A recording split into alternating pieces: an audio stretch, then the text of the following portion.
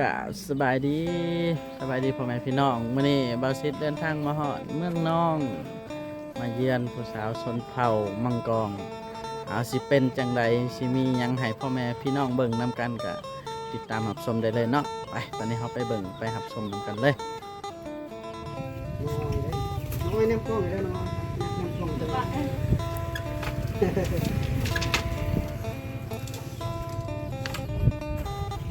ตำสินค้าไปเลยไปนุ่งเองเนาะไปนุ่งยำงานดองบอกนุ่งลินก็ได้เนาะ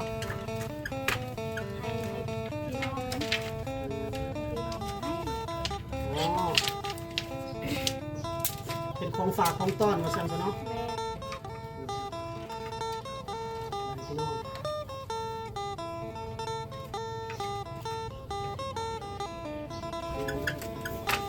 ตำดุนแล้วบ่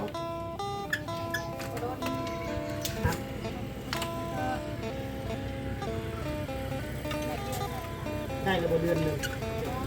อ๋อมือเดียวบ่นี่จะดูบนตีนเป็นเหยียบคุณผู้ชมรับเหยียบยังเหยียบยาเนาะจะเป็นลูกน้อง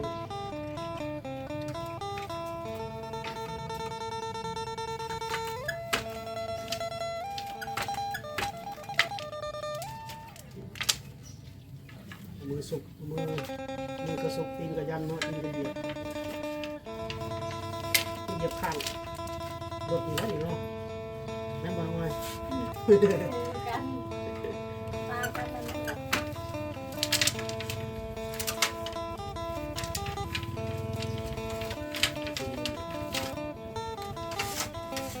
ผู้สาวในบ้านนี่ก็หลายคนบ่ตำหูเลยตำสินเลย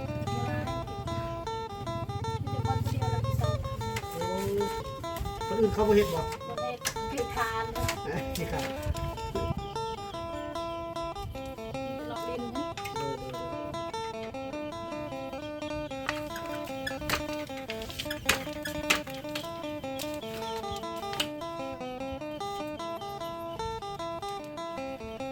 ่ยเนาะเป็นรอบเดือนอะไรนะเดือนเจ้าเนี่ยเนาะเดือนเจ้าเนี่ยจะคนอยู่เนี่ย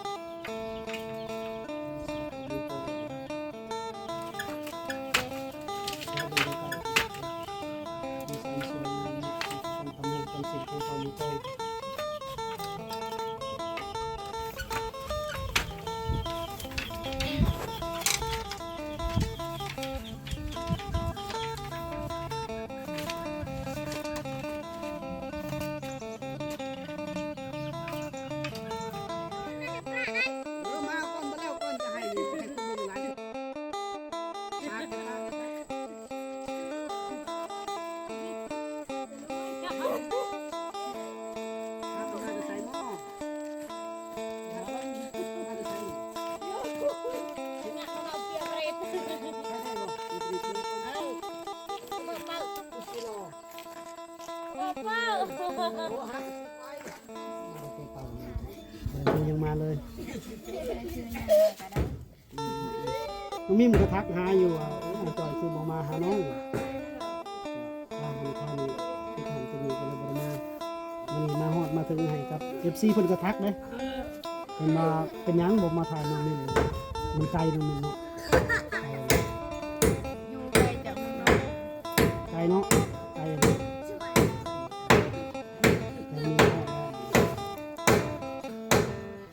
ช่วงนี้น้องมิมเป็นยังส่ง ก็ได้เห็นยังพักผ่อน ไปหุบเข่าแล้วปุ๊บ บ่ยังบ่ได้เขายังบ่สุขทางก็ออก ยังบ่สุกเนาะมันพิมพ์ภาษาอะไร น้องพิมพ์ไปเห็นสื่อ โอ้เขาเรียนเนาะยังโดนบ่เขาสิ ก็บ่ได้โดนอะไร คือว่ามื้อนี้มันมื้อนี้นะว่างมื้ออื่นได้ซะ มื้ออื่นก็มื้อเธอก็ว่ามื้อเธอก็บ่ได้ว่า บ่ว่างนี่คือไปไส ไปเบิ่งสวนไปเบิ่งหญ้า เสียแล้วบ่นี่ เสีย แล้วแต่ว่าเพื่อพักมันก็ไล่เจอ เขาเฮ็ดเงินต่อเสียที่ตรงนี้ก่อน พอซื้อตั้งให้แบบบ่ให้ไกล บ่ให้ไกลเขาพ่อไปใช่ไหม พอเราไปเฮ็ดเวียก ให้คนจ้างบ่กำลังต่อเติมกล้องที่ล่างท่านผู้ชมเลยต่อเติมกล้องที่ล่างเสียงดังนิดนึงเนาะโอ้คันมือบ่ได้ว่างแล้วมันไปเบิ่งสวนให้เนาะ ไปเบิ่ง ให้ไกลบ่ให้ บ่ใกล้เบิ่งเก่าแหละ มือเก่า แม่ ได้บทสลีมาแปลงมาถั่ว ก็ได้ปีนี้แต่ได้แบตเตอรี่ สลีนี่เนาะมาสั่น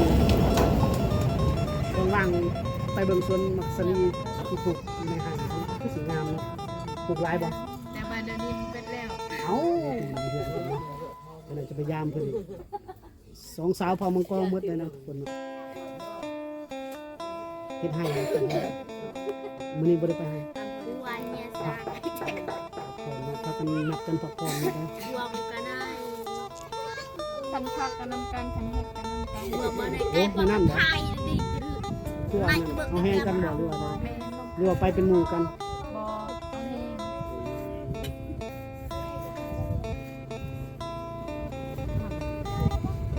ให้คนละทางกัน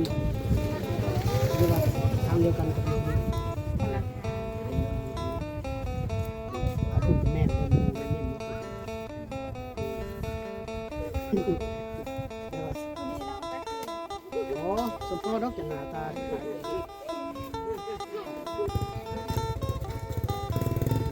น้องนิ่มคุณนั่นซื้อได้มาคุณน่ะ คือน้องเด้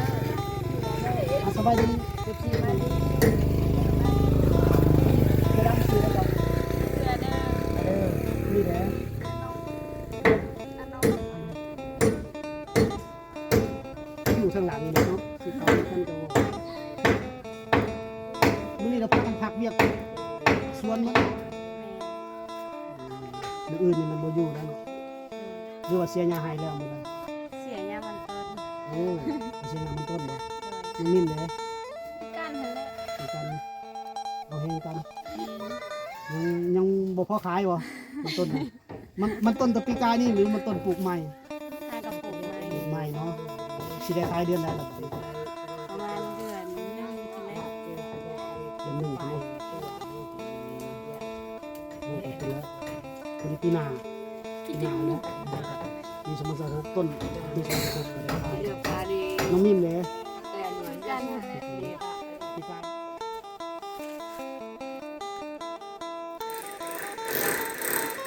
น้องนิ่มสิพาไปใส่บาตรนี่ พี่พาไปตักน้ำ น้ำกินเลยเนาะ แม่ น้ำกินนี่กินน้ำห่วยบ่ แม่ ไกลบ่ จะบ่ได้ เติบหนึ่งแดดนี่อยู่มันแดดนี่ฝนสิตก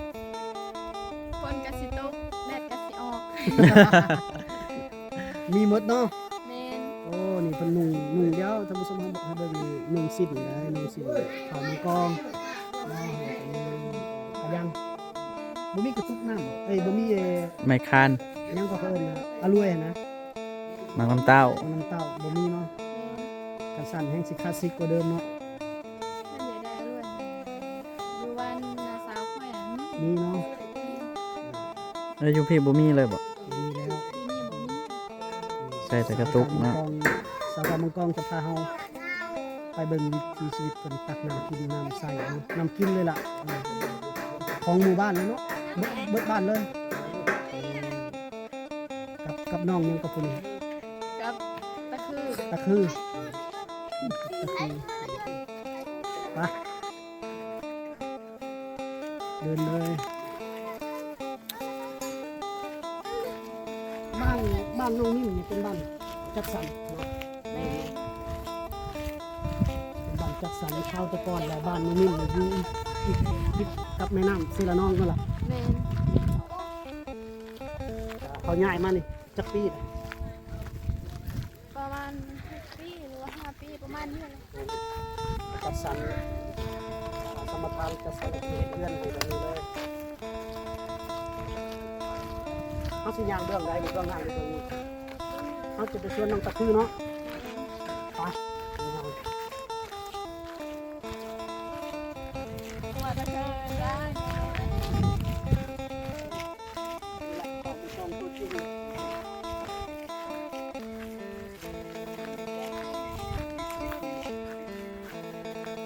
มาเห็นโดนมาเห็นมันอีกตัวใหญ่ขึ้นเลยมันสาวจนโตขึ้นเขาสาวนี่ก็คือขึ้นไปเอานั่นบ่กระตุกน้ำบ่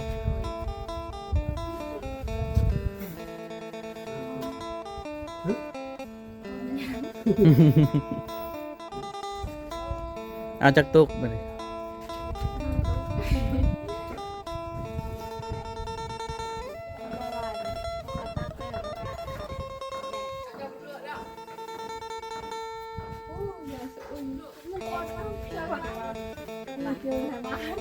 เดี๋ยว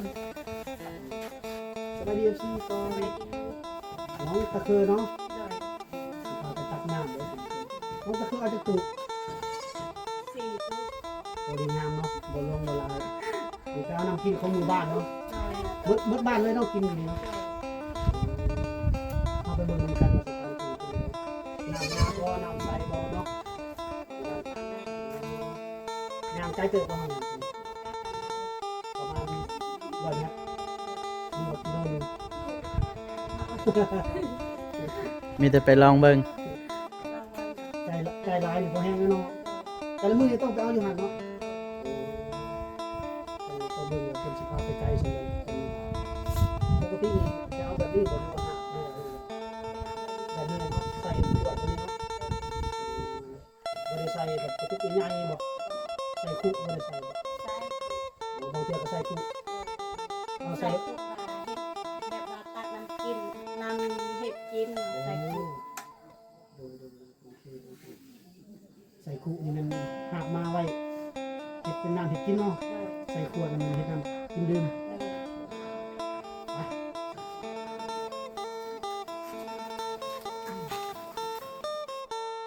ไป